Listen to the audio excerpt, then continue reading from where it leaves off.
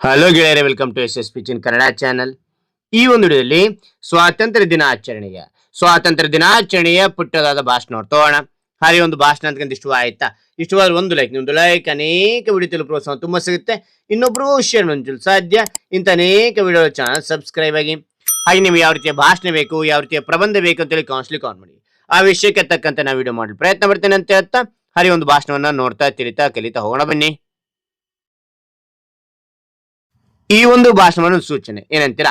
ಮೊದಲು ಏನ್ ಮಾಡ್ತೀರಾ, ಈ ಭಾಷಣವನ್ನು ನೋಡ್ತಾ ಒಂದು ಪೇಜ್ ಅಲ್ಲಿ ಬರೀತಾ ಹೋಗಿ. ಬರ್ದ ನಂತರ ಏನ್ ಮಾಡ್ತೀರಾ, ನಿಮಗೆ ಸ್ಪಷ್ಟವಾಗಿ ಉಚ್ಚಾರಣೆ ಬರದೇ ಇದ್ರೆ ನಾನು ಹೇಳ್ತಾ ಹೋಗ್ತೀನಲ್ಲ, ಅದು ನೋಡ್ತಾ ನಿಮ್ಮ ಪುಸ್ತಕದಲ್ಲಿ ನೀವು ಪೇಪರ್ ನಲ್ಲಿ ಏನ್ ಬರೀತೀರಾ ಅದು ನೋಡ್ತಾ ಹೋಗಿ. ಎಲ್ಲಾದ್ರೂ ಮಿಸ್ಟೇಕ್ಸ್ ಇದ್ರೆ ಮಿಸ್ಟೇಕ್ಸ್ ತಿದ್ತಾ ಹೋಗಿ.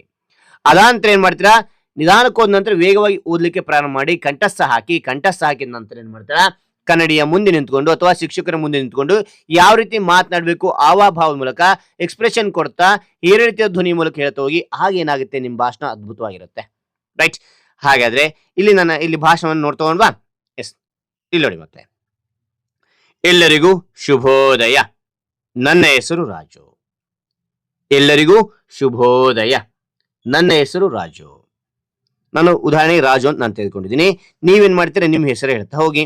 ಓಕೆನಾ? ಗೌರವಾನ್ವಿತ ಶಿಕ್ಷಕರೇ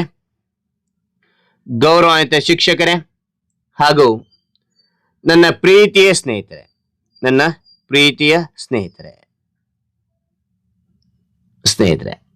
ನಿಮಗೆಲ್ಲರಿಗೂ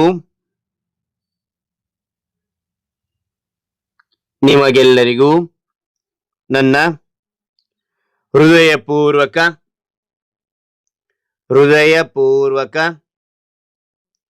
ನಮಸ್ಕಾರಗಳು ಅಥವಾ ನಮಸ್ಕಾರ. ಇಂದು ನಮ್ಮ ಹೆಮ್ಮೆಯ ಸ್ವಾತಂತ್ರ್ಯ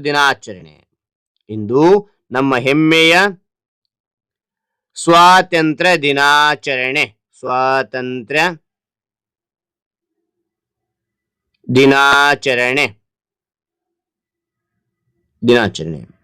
1947 ಆಗಸ್ಟ್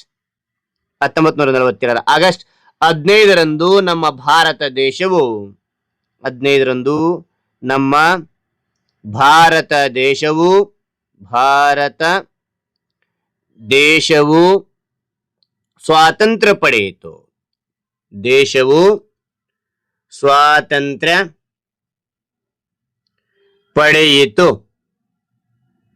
ಸ್ವಾತಂತ್ರ್ಯ ಪಡೆಯಿತು.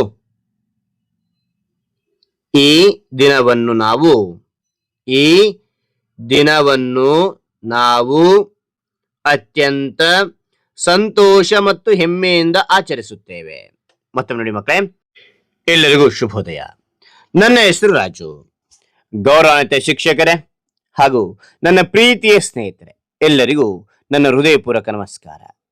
ಇಂದು ನಮ್ಮ ಹೆಮ್ಮೆಯ ಸ್ವಾತಂತ್ರ್ಯ ದಿನಾಚರಣೆ 1947 ಆಗಸ್ಟ್ 15ರಂದು ನಮ್ಮ ಭಾರತ ದೇಶವು ಸ್ವಾತಂತ್ರ್ಯ ಪಡೆಯಿತು. ಈ ದಿನವನ್ನು ನಾವು ಅತ್ಯಂತ ಸಂತೋಷ ಮತ್ತು ಹೆಮ್ಮೆಯಿಂದ ಆಚರಿಸುತ್ತೇವೆ. ನಮಗೆ ಸ್ವಾತಂತ್ರ್ಯ ತಂದುಕೊಟ್ಟ ಮಹನೀಯರನ್ನು ಸದಾ ಗೌರವದಿಂದ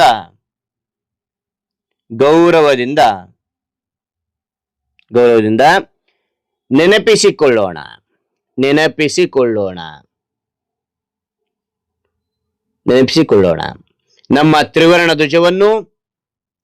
ನಮ್ಮ ತ್ರಿವರ್ಣ ಧ್ವಜವನ್ನು ಗೌರವಿಸೋಣ. ದೇಶವನ್ನು ಪ್ರೀತಿಸೋಣ.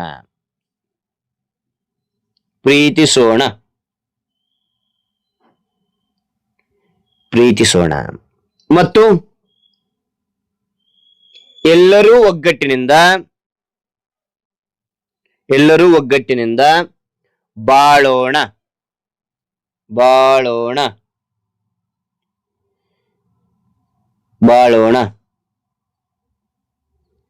ನನ್ನ ಭಾರತ ನನ್ನ ಹೆಮ್ಮೆ ಎಂದು ತಿಳಿಸಿ ನನ್ನ ಪುಟ್ಟದಾದ ಭಾಷಣ ಮುಗಿಸುವೆ. ಜೈ ಹಿಂದ್, ಜೈ ಭಾರತ್. ಮತ್ತೊಮ್ಮೆ ಈ ಪ್ಯಾರಾಗ್ರಾಫ್ ಇನ್ನೊಂದ್ಸತಿ ಹೇಳ್ತೇನೆ ನಾನು.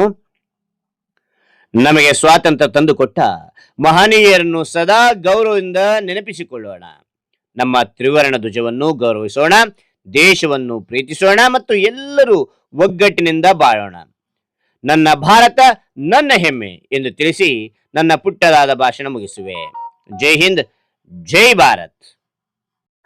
ಹಾಗಾದ್ರೆ ಈ ಒಂದು ಭಾಷಣ ಅಂತ ಇಷ್ಟವಾಯ್ತು. ಇಷ್ಟವಾದ್ರೆ ಒಂದು ಲೈಕ್ ಅನೇಕ ವಿಡಿಯೋ ಪ್ರೋತ್ಸಾಹ ತುಂಬ ಅನಿಸುತ್ತೆ. ಇನ್ನೊಬ್ರಿಗೂ ಶೇರ್ ಮಾಡಲು ಸಾಧ್ಯ. ಇಂಥ ಅನೇಕ ವಿಡಿಯೋ ಚಾನಲ್ ಸಬ್ಸ್ಕ್ರೈಬ್ ಆಗಿ. ಹಾಗಾದ್ರೆ ಮತ್ತೊಂದು ಹೊಸ ವಿಷಯದೊಂದಿಗೆ ಮತ್ತೊಂದು ಹೊಸ ವಿಡಿಯೋ ಭೇಟಿಯಾಗೋಣ. Thank you for watching. Bye bye ಮಕ್ಕಳೇ.